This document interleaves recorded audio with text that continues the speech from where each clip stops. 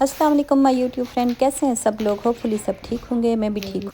रमज़ान का बाबरकत महीना आने वाला है, थोड़े से दिन रह गए, इसलिए मैंने घर की क्लीनिंग स्टार्ट की। तो मैंने कहा आप लोगों से भी शेयर कर लूँ। तो मैंने ज़्यादा काम नहीं किए, मैंने 3-4 मेन काम किए।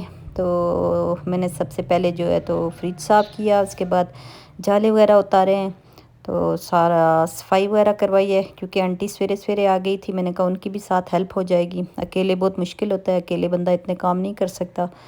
तो साथ उनकी हेल्प से मैंने फिर जल्दी जल्दी में काफ़ी ज़्यादा काम किए। कुछ काम बच्चों से कराए क्योंकि उनको छुट्टियां थी, तो उनको भी काम पे लगाना चाहिए। तो शयान तो काफ़ी ज़्यादा टाइम मेरे साथ काम पे लगा रहा, तंग भी बहुत किया, शरारतें भी बहुत की। लेकिन शरारतें तो बच्चों की आपको पता है साथ साथ ही होती हैं, मज़ा आता है शरारतों के साथ जो है, तो टाइम जल्दी स्पेंड हो जाता है। यहाँ पे भी बाहर जो है पूरा टाइम ये मेरे साथ शरारतें ही करता रहा है। तो चलें जी, सबसे पहले मैं आज फ्रिज साफ़ करूँगी, वो आपको दिखाती हूँ कैसे। ये मैंने सारे निकाल दिए हैं और ये भी निकालूंगी, क्योंकि जल्दी जल्दी में ऊपर से 2 निकाले थे, क्योंकि आंटी ने चले जाना था। मैंने कहा 2 के जाएंगी, ये मुझे सारा खुद साफ़ करना पड़ेगा। तो मैं स्टार्ट करती हूँ साफ़ करना। यहाँ पे फ्रिज के सारे बर्तन जितने भी थे वो मैंने आंटी को दिए, मैंने कहा आप इनको धोएं। तो मैं साथ साथ फ्रिज साफ़ करती रही हूँ, तो बहुत अच्छी तरह करके साफ़ किया। और आंटी ने सारे बर्तन फ्रिज के धो ना, इसके अंदर से ना सही करके धोना है, ये ब्रश मार के ये वाला सारे मैंने धुलवा दिए। और अब मैं इनको साफ़ करके वापस लगाऊंगी। आंटी के पास खड़े होके तो धुलवाना पड़ता है, क्योंकि ख़ुद तो वो सही पास ना हो तो अच्छा करके नहीं धोती हैं, बस जल्दी जल्दी में धो लेती हैं। तो पास होके वो मैंने सारे बर्तन धुलवाए। फिर बाहर से मैंने ये इसको ब्रश से साफ़ किया, क्योंकि इसकी जो ये लाइनें होती हैं, लाइनों से मैल नहीं निकलती है। तो बारीक सा ब्रश लेके तो फिर मैंने उससे सारी लाइनें इसकी साफ़ की, सारा फिर फ्रिज नीट एंड क्लीन किया। तो ये इसकी फ़ाइनल लुक मैं आपको दिखाती हूँ। ये अब सूख गया है, काफ़ी घंटे के बाद मैं ये आपको वीडियो दिखा रही हूँ। ये देखें, ये इसकी फ़ाइनल लुक, चीज़ें सारी मैंने अंदर डाल दी है इसके। ये मेरा काम हो गया है सारा, देखें साफ़ सुथरा हो गया। ये सारी चीज़ें मैंने इस बैग में डाल दी, देखें इसमें ख़राब नहीं होती। ये भी सारी। और अब बारी आती है जाले साफ़ करने की। तो यहाँ पे मैंने लंबा वाला ब्रश लिया और सारे घर के पूरी करके मैंने हर रूम के हर जगह के जाले सारे साफ़ किए, बाहर से अंदर से। तो ये फिर मैंने कहा थोड़ा सा शॉर्ट आपको दिखा दूँ। उसके बाद फिर मैंने बच्चों को लगाया, उनके पेपर हो गए थे ख़त्म, तो उनको मैंने लगाया। मैंने कहा अपनी बुक सारी बाहर निकालें, जितनी भी नोट बुक हैं वो सारी किसी रद्दी वाले को दे देते हैं, क्योंकि घर में बहुत ज़्यादा बुक्स पड़ी हुई थी, पूरी अलमारी भरी हुई थी। तो वो सारा मैंने बच्चों को लगा के तो वो सारा साफ़ कराया।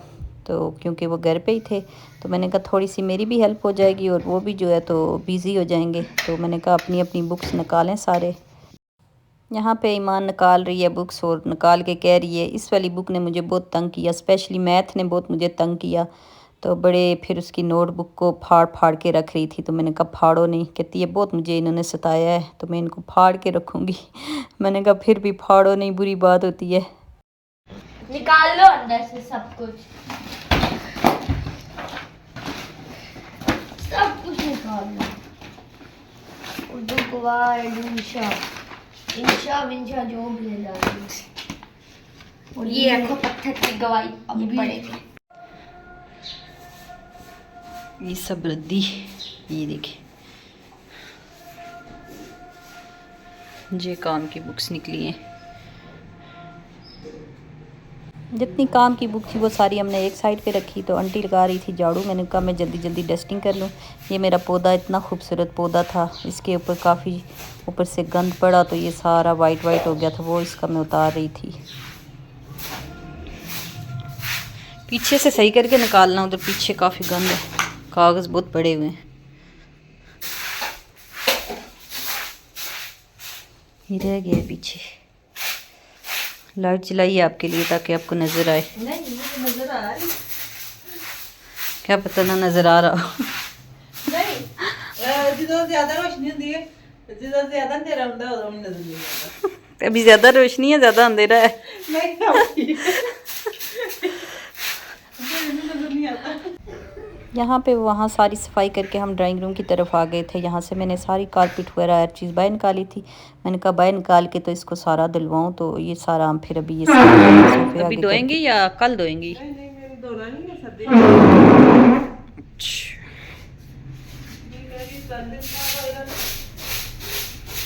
यहाँ आंटी को मैंने कहा धो लें, कहती हैं आज तबीयत ख़राब है, आज नहीं दूँगी, आज सिर्फ साफ़ करूँगी और कल दूँगी।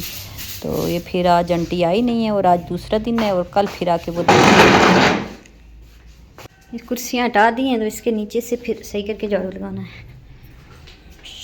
कारपेट जो है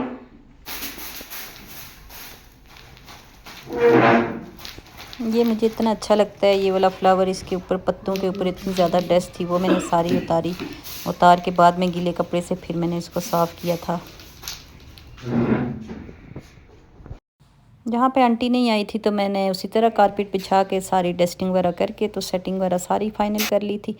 मैंने कहा क्या पता फिर वो आज भी ना आए, कल भी ना आए। आज तो नहीं आई थी, मैंने कहा कल भी ना आए तो फिर ये आज ये सेकंड डे की वीडियो है।